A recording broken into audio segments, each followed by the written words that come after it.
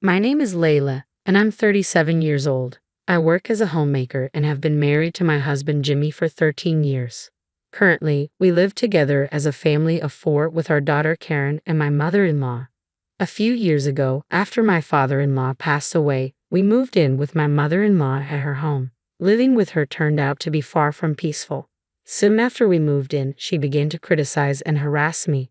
"Is dinner ready?" she would demand as I cooked in the kitchen. "It better not take too long. Everyone's hungry." She would taste the food as I prepared it. "Layla, this pot roast has no flavor. It's awful," she'd complain. "How could you mess it up even after tasting it?" Despite her constant complaints, she never offered to help with dinner or any other household chores. During the day, she would simply lounge around the house. When dinner was finally served and we all sat down to eat, Jimmy and Karen would praise the food that earlier she had criticized. "This pot roast is delicious," they'd say. "Yeah, Mom, it's really tasty," Karen would add. At that point, my mother-in-law would change her tune. "Yes, the seasoning is just right," she'd say, contradicting her earlier criticism. Despite her harsh treatment of me, she always spoke kindly to Jimmy and Karen, never wanting them to see her differently. In front of Jimmy and Karen, she sometimes praised me. I thought to myself, today, Layla did all the housework considering my health. She's truly a capable wife, isn't she, Layla? Deep down, I knew that my mother-in-law had forced all the household chores onto me, but I dared not speak up. Whenever I tried to deny her false praise, she would subtly kick my leg under the table where no one else could see. "Yes, that's true," I would manage to say, offering a forced smile. Jimmy, unaware of the truth, would thank me warmly. "Thanks for always being so kind to my mom," he'd say with a smile, believing her words despite the reality. I could never hide my bewilderment at my mother-in-law's blatant attitude. Because of this, Jimmy never noticed that I was being harassed. He even thought that my mother-in-law and I got along well. Jimmy cared deeply for his mother, especially after his father passed away. His concern for her was unmatched. I couldn't bring myself to say anything negative about my mother-in-law to Jimmy, who loved her dearly. This fondness for her was another reason I kept silent and never sought anyone's advice. When it was decided that we would move in with my in-laws, Karen exclaimed happily, "Yay, I get to live with Grandma now." She adored her grandmother, and they were very close, always playing together and even taking baths together. My mother-in-law's harassment towards me escalated. Once after I returned from shopping, I found the room in disarray. "Hey, mother-in-law, what happened? Why is everything so messy?" I asked, surprised. With a smug look, she replied, "I couldn't find something, and before I knew it, it became a mess." I knew the house would be turned upside down just from looking for something. Mother-in-law had surely done it to harass me. "Sorry, I'm going to dinner with friends now. Cleaning's on you," she added before quickly leaving the house. As expected, I ended up spending the entire day cleaning. I couldn't attend to any other chores. When mother-in-law returned home, she commented, "Laundry, dishes, cleaning, none of it's done. What on earth were you doing?" I bit back my anger at her shameless behavior. I quietly continued with the housework, feeling the pressure of my mother-in-law's constant criticism. "Hurry up, or everyone will come home. If Jimmy realizes what an incapable wife you are, he'll surely divorce you," she taunted, never lifting a finger to help, only hurrying and nagging me. As the evening wore on and dinner remained nowhere near ready, my anxiety grew. In the end, dinner was late, she scolded. "What? Dinner's not ready yet? I'm sorry, it will be ready soon. Just wait a bit longer," I replied, trying to stay composed. Jimmy, concerned, asked, "Are you feeling ill?" "No, it's not that. Today has been a bit hectic," I started to explain, but a glance from my mother-in-law silenced me. Her glare warned me not to speak. Mother-in-law seemed determined to portray me as incapable, hoping Jimmy would grow frustrated and consider divorce. Yet Jimmy's kindness prevailed. Instead of blaming me, he expressed concern for my well-being. Unamused, mother-in-law's harassment towards me intensified. Lately, it extended beyond me to interfere in Karen's affairs. "You two seem to be pushing Karen into attending a private middle school," she accused. "Yes, we are. Is there a problem with that?" I replied firmly. "It's cruel to make her study late every night for exams." "Stop it right now," she demanded. "We are not going to stop just because you said so. Karen herself wants this," I countered. "Kids should just play and have fun. There's no need to force them to study," she insisted. Working hard now will open up more options for her future, and Karen wants this, I argued. You were not doing it for Karen, you were forcing it on her, aren't you? She accused sharply. That's not true, I replied firmly. As Karen dedicated herself to studying and attending tutoring sessions, our time together diminished, displeasing my mother-in-law. Just give up on the middle school exams. It's a waste of time, she concluded, dismissing Karen's aspirations. I couldn't contain my anger at her command. Mother-in-law's disrespect towards Karen's feelings and her selfish remarks infuriated me. Isn't it normal to support Karen when she wants to do this? I retorted, my frustration evident. What? How dare you talk back? Mother-in-law seemed taken aback as I had never spoken up like this before. Karen's exams have nothing to do with you, mother-in-law, I asserted firmly. What do you mean, nothing to do? I'm her grandmother, she countered sharply. Realizing arguing would lead nowhere, I decided to leave. Enough of this, I'm going to pick up Karen, I stated, trying to diffuse the tension. Mother-in-law continued to harass me in front of Jimmy and Karen, seemingly unable to let go of my defiance. Today's dinner looks plain. Is this all we have? She criticized, clearly still upset with me. You can't even think about feeding a growing child. I'm sorry, I replied calmly. Finally, Jimmy couldn't remain silent any longer and snapped at his mother. Come on, Mom, don't complain about the meal that Layla made. His outburst caught mother-in-law off guard, and she quickly backpedaled.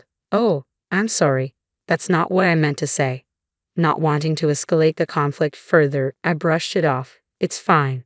After dinner, while I was washing dishes, my mother-in-law came over and muttered ominously, "Remember this," before retreating to her room. From then on, every day was filled with fear, wondering what she might do next. Then one day, it was the day of Karen's acceptance announcement. We nervously headed to the venue. When we checked the bulletin board, Karen's number was clearly displayed there. You did it, Karen. Awesome, you got accepted, we exclaimed, overjoyed. Karen had been studying tirelessly for months and her efforts had paid off with her passing the middle school exams. We have to celebrate today, I declared. Karen, what would you like to eat? Steak, it's my absolute favorite, Karen replied excitedly. Should we order delivery? Jimmy suggested. Hooray, Karen cheered. On my way home, I called the steakhouse and ordered a luxurious steak for delivery. We also decided to buy a cake, so I made a small detour to ask my mother-in-law to receive the steak delivery at the house. When I called her, she replied, "Understood, I'll take care of it." Due to various detours and delays, we didn't get home until well past lunchtime. I'm starving. I want to eat the steak now, Karen exclaimed eagerly as we arrived home. You're right, we're late. The steak should be here, so let's eat plenty, okay? I reassured her. As we entered the house, we ran into my mother-in-law's friends leaving, who all thanked us for the feast in unison before departing. I felt a sinking feeling in my stomach and hurried inside. The dining table was in disarray, the remnants of the steak delivery strewn about. Mother-in-law, did you eat the steak? I asked, trying to keep my composure. Ah, if it's the delivery steak, I enjoyed it with my friends at a luncheon. You'll pay for it later, she replied nonchalantly. What are you doing? I exclaimed, unable to hide my frustration. You were probably planning to order delivery and slack off from housework. I won't allow that, she retorted defiantly. This was supposed to celebrate Karen's success. I reminded her sharply. I had informed mother-in-law beforehand that today was the day Karen's acceptance to middle school would be announced, but she seemed to have forgotten or ignored my words. Karen and Jimmy arrived shortly after. Karen had overheard our conversation in the corridor and was in tears. Rayma saw me, Karen sobbed, her excitement turning to disappointment. Karen had been eager to share her success with her grandmother, but it seemed mother-in-law hadn't even remembered it was the day of Karen's announcement. I thought it was understandable for Karen to cry. Mom, today was Karen's middle school acceptance announcement. How could you forget such an important day? That's awful, I confronted my mother-in-law. She seemed unable to hide her agitation. What? Today, Layla? Why didn't you tell me earlier? I did tell you, I insisted, my frustration mounting. I was too certain to even feel angry. Karen worked hard and got accepted, so we were going to celebrate by eating her favorite steak, I continued, trying to reason with her. To think you'd eat it with your friends? I can't believe it, mother-in-law exclaimed defensively. No, it wasn't like that. I really didn't know, I countered. You didn't know? I called you about the delivery, didn't I? She challenged. I hesitated, unsure how to respond. Mom, did you eat it on purpose?